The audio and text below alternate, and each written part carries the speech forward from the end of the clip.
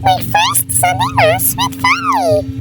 First ever mini-vlog ay pupunta po kami ngayon sa cathedral with my nanay and my tatay.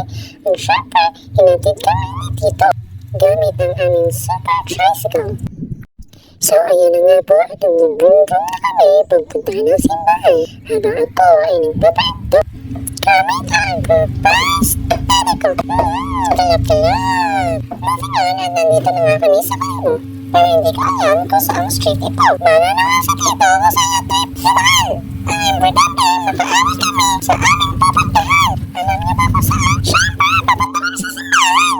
At nandito na nga po kami sa katedral, hindi pa magsisimula ang misa pero ako'y inaantok na. Pero syempre, nilalabanan ko ang antok. Baka kasi mapagalitan ako ni Father.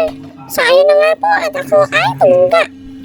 Natapos na nga din po ang misa at kami ay pumunta kay Senior Santo Niño de Caribo.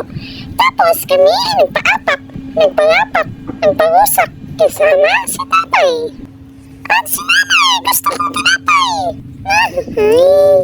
Sinubukan nga namin maglakad pa uwi pero hindi namin kinaya. So alam niyo na, hanggang sa susunod.